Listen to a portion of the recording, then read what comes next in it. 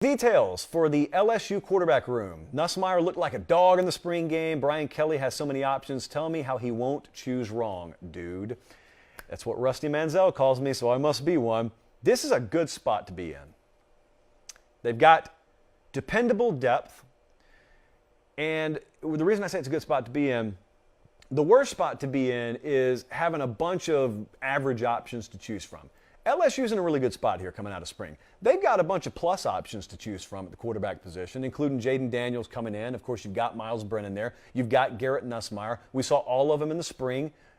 Brian Kelly's seen them throughout spring. It's a good problem to have. They've got more than one guy that theoretically they can win with. And then part two is there is no clear standout right now. It sounds like a bad thing, but that's a good thing because that ensures that most likely all of them are going to remain on campus. You won't have any portal exits in the middle of the night because guys see the writing on the wall. A lot of staffs out there are trying to manufacture the illusion of quarterback battles as far into the summer as they can. They don't have to. They got the real thing at LSU. Decision-making and accuracy will decide this competition. It's why I was never on that Jaden Daniels hype train as much as some people have been. Doesn't mean he can't win the job, but there's this misnomer out there that if you are an incoming transfer portal guy, if you portal into the program, you automatically have the benefit of the doubt. You don't.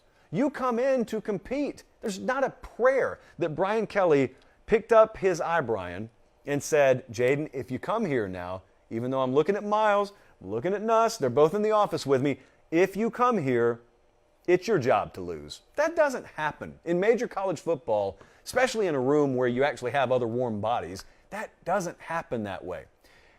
My money would not be on Jaden Daniels being the starting quarterback for LSU, but I wouldn't bet a lot of money. My money would be on either Miles Brennan or Garrett Nussmeier. And the closer you get to the program, the better people talk about Garrett Nussmeier.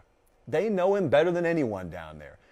Garrett Nussmeier, it would not shock me as much as it would shock a lot of people to see him be the guy ultimately this year. But accuracy, poise, one of the hardest things to teach any quarterback, and decision making. Those will be the hallmarks of the guy that eventually lands this job. I ever so slightly lean Miles Brennan over Garrett Nussmeier, ever so slightly, but that's going to change a lot. I think I'll flip my prediction like 7 times